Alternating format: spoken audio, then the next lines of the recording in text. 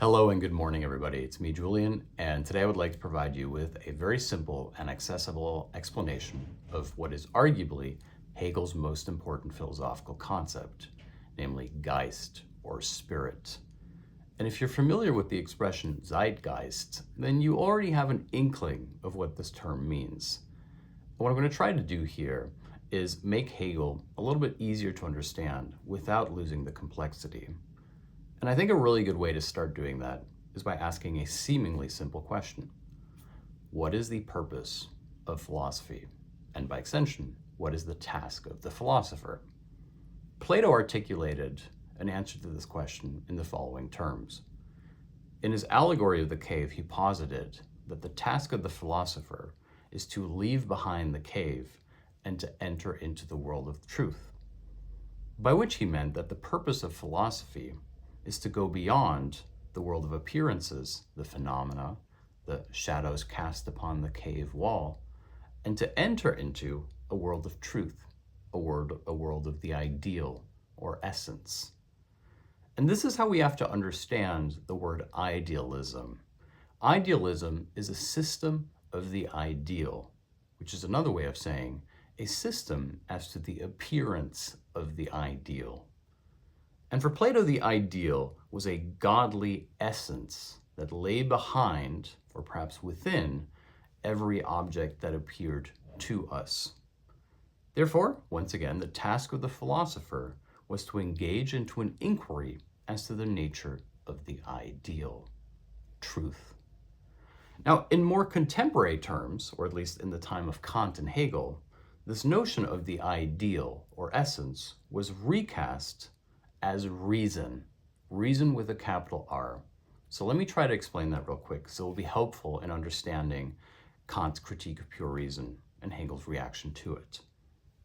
Plato, in creating his binary system of noumenon, the ideal, and phenomenon, appearance, also posited that there were two ways of knowing. We had knowing things in the world, things as they appear to us.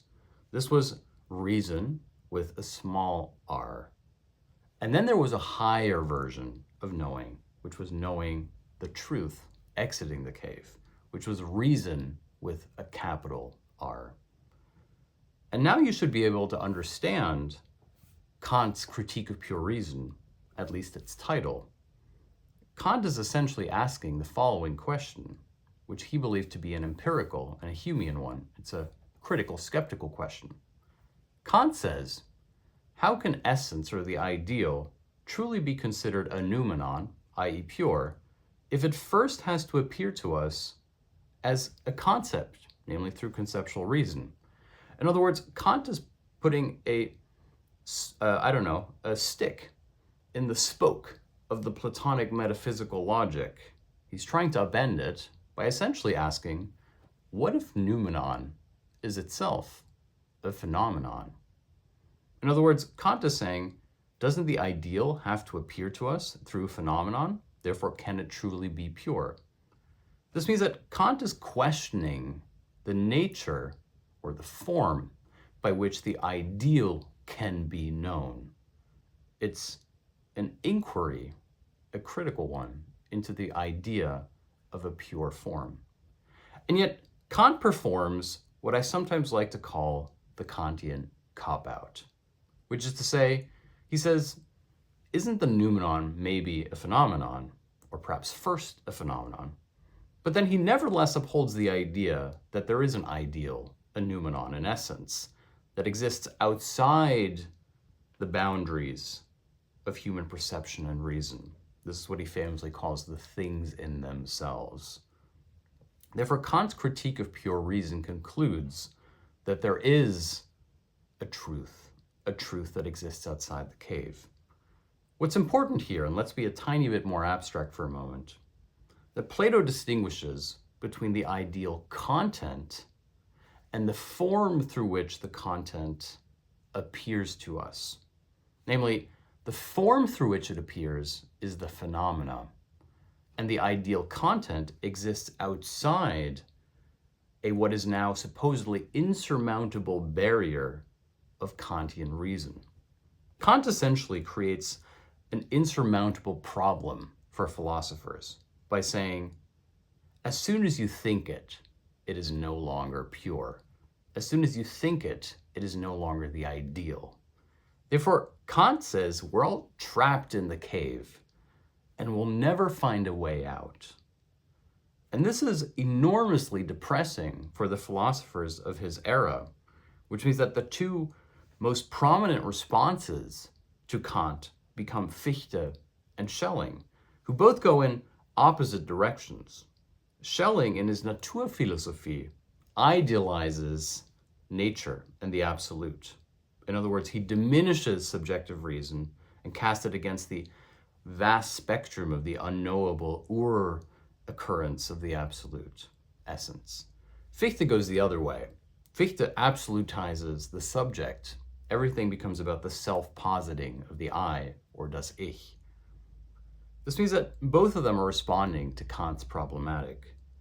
Namely, Kant says, what if essence is itself not pure because we can only access it as appearance, namely through reason? Kant therefore argues that there is no such thing as pure reason. There is only reason with a small r, as it were.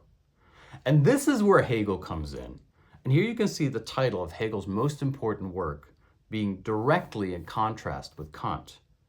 When Hegel writes Die Phänomenologie des Geistes, the phenomenology of spirit, he has essentially substituted reason with the word spirit, the appearance of spirit, which is to say that in his very title, Hegel has said that what Kant believes to be a problem is in fact the solution.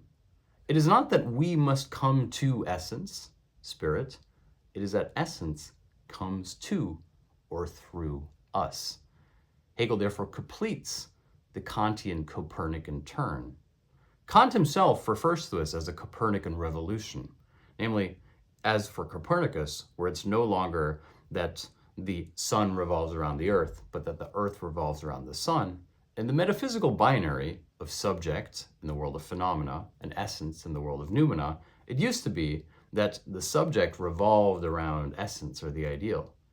Starting with Hegel, who takes Kant to its logical extreme, it is in fact essence that revolves around phenomena. In other words, Hegel simply argues that essence is appearance, noumenon is phenomenon. And now Hegel comes up with his most radical theory yet, which is to completely change what philosophy is and what the task of the philosopher will become. Hegel says, it's no longer about an inquiry into the content of the ideal. Instead, it's an inquiry into the hidden content in the form of the ideal's appearance. Now, that sounds very highfalutin, but what Hegel is really doing is that he's creating two versions of reason, namely reason with a small r, reason what we know in the world.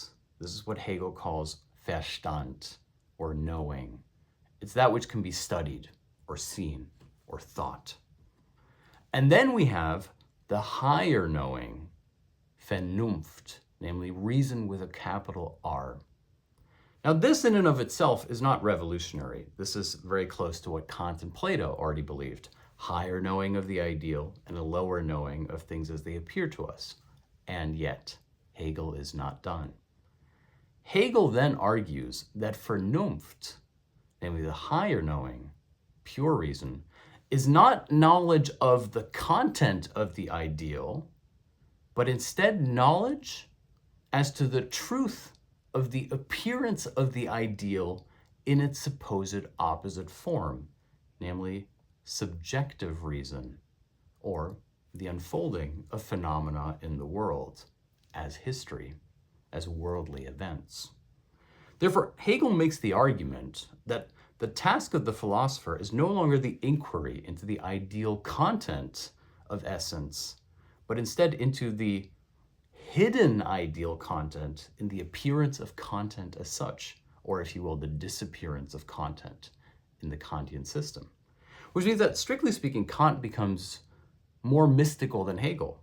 Kant's Das Ding an sich, the thing in itself, upholds the idea that there's an ideal content that exists somehow beyond the transcendental horizon of appearance.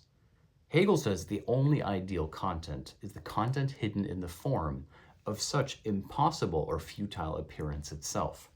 To give you a very simple example, you could argue that Kant says we're looking for the pot of gold at the end of the rainbow, and Hegel says the pot of gold is the rainbow. Namely, not the ideal content at the end of the rainbow, but the form that this supposed content itself takes.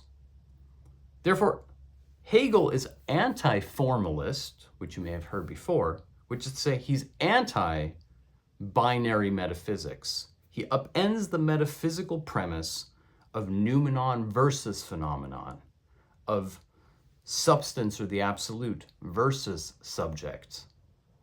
And instead, Hegel's most famous formula becomes substance as subject, namely content as form, noumenon as phenomenon, essence as appearance.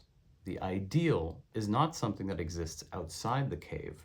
The ideal is the higher knowing, namely for Hegel, understanding of the form through which the ideal emerges through conceptual reason. And so, to put it in simple terms, Geist, or spirit, is the recasting of Plato's ideal and Kant's notion of pure reason. Spirit is the form that the ideal takes in its own becoming and emergence through conceptual reason.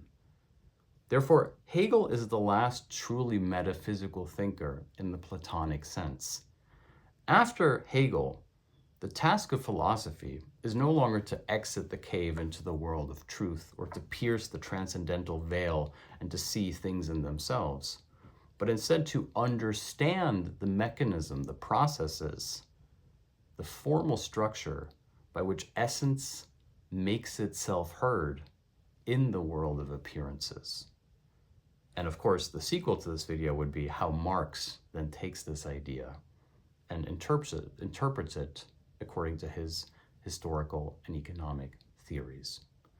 That is Hegel's concept of spirit or Geist. And I hope that that has been helpful and will encourage you in your own study and reading. Thank you so much. I'll see you tomorrow. Please don't forget to become a patron if you'd like to join our learning community, where I post a weekly Q&A as an audio download, a recurring ebook subscription, as well as every lecture every week. See you tomorrow.